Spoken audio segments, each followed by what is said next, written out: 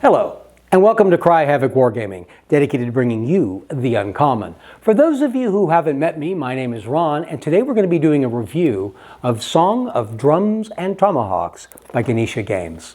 So let's get started.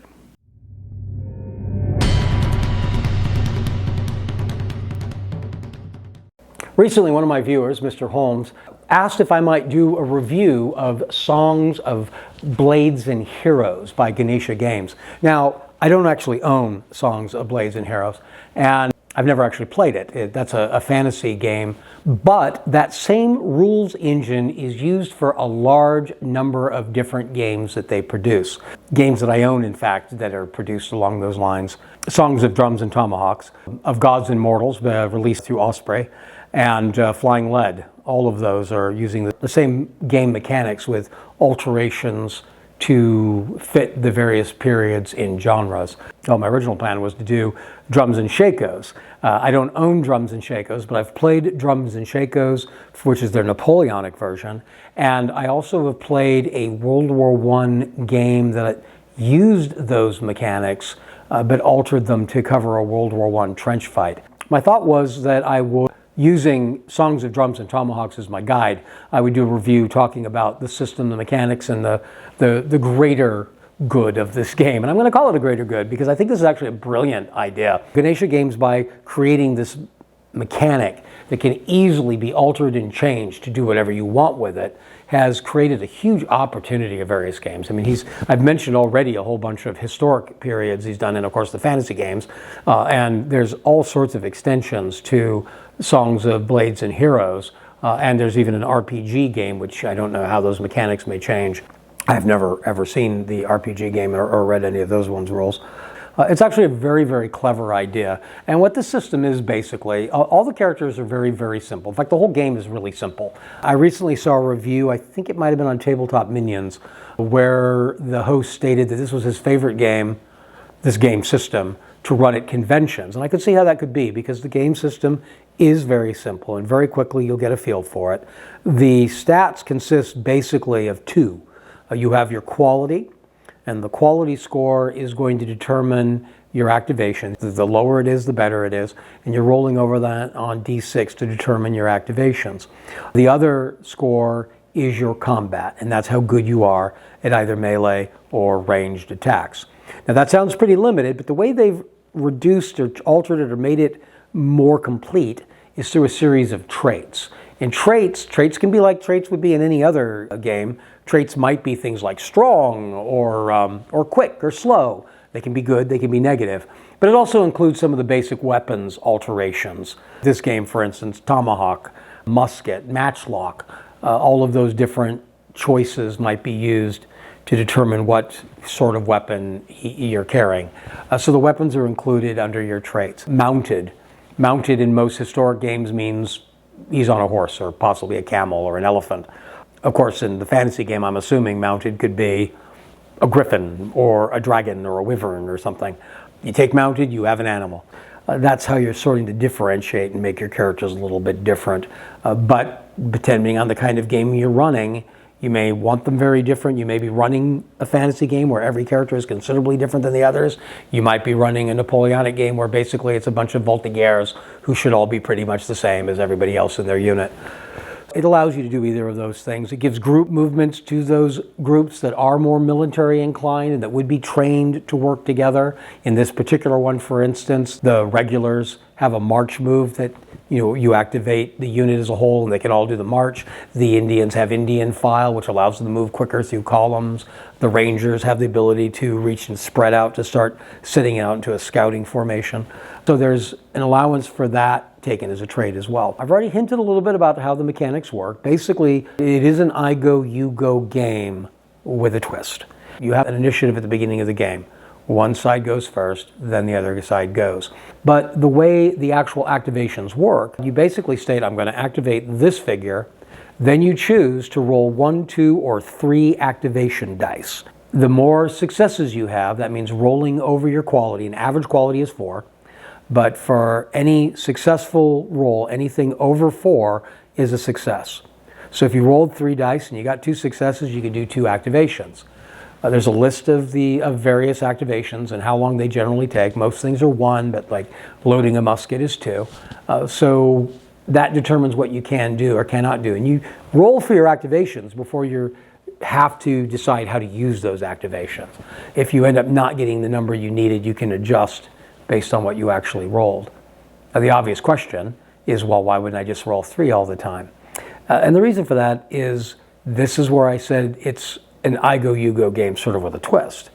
If you, at any time during the game, receive 2 failures on a die roll, then you lose the turn. So if you rolled 3 dice, for instance, you had 1 success and 2 failures, you would be able to complete that 1 activation that succeeded, but then the turn would go to your opponent. Yeah, even if that was the first activation you had made of that turn, everybody else who hasn't activated yet loses their opportunity.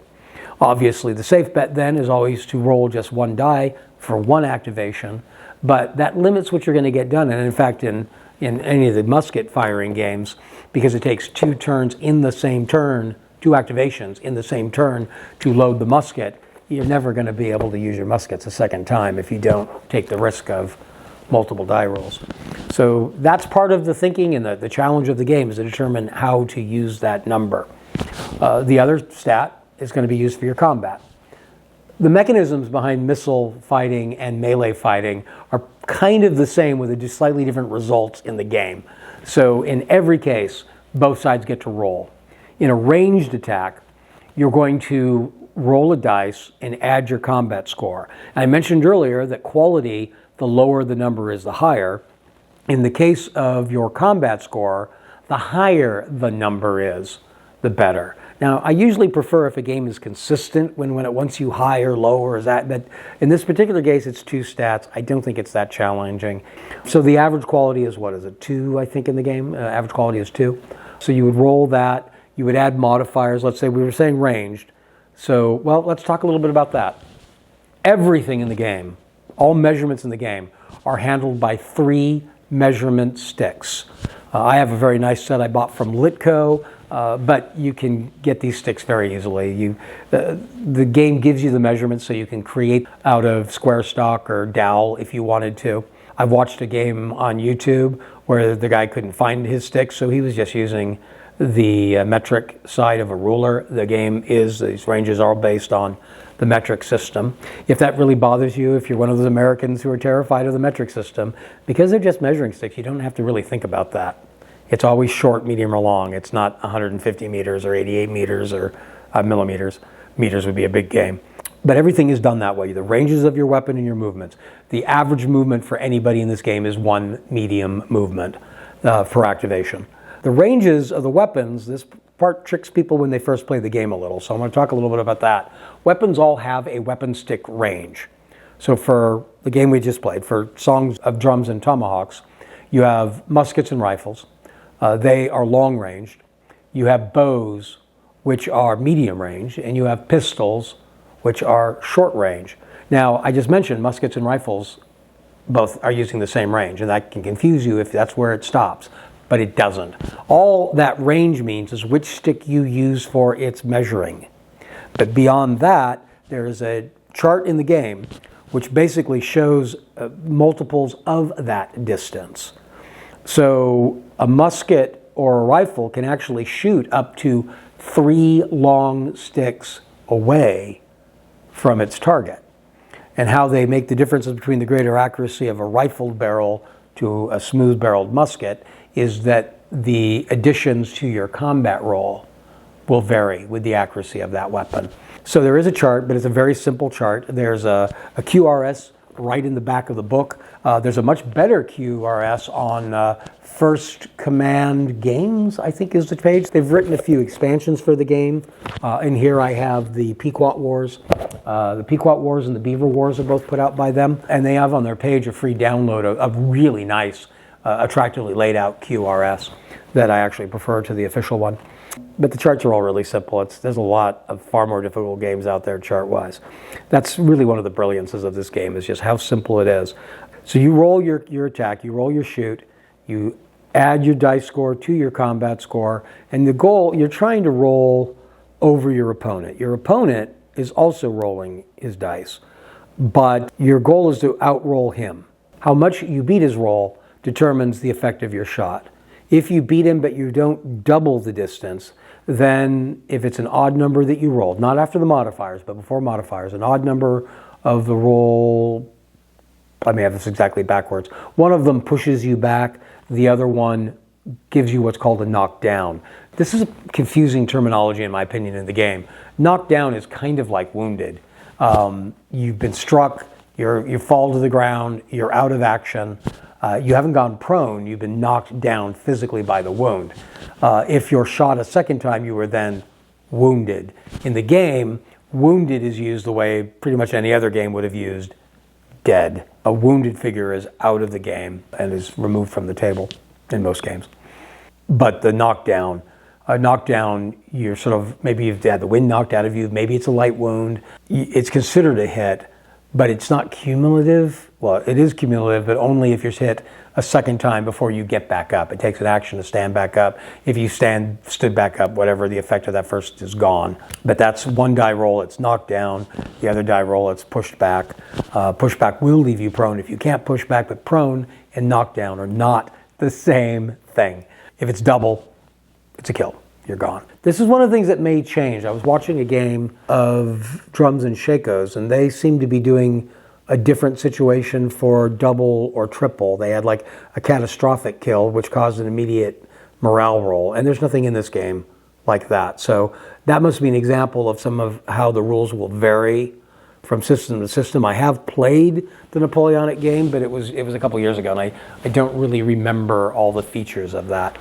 But that's what I'm assuming that they were doing, is that that's a feature of Drums and Shakos. That's the name of the Napoleonic one, Drums and Shakos. Melee works basically that same way. You both roll. Where it differs is like in Frostgrave or something.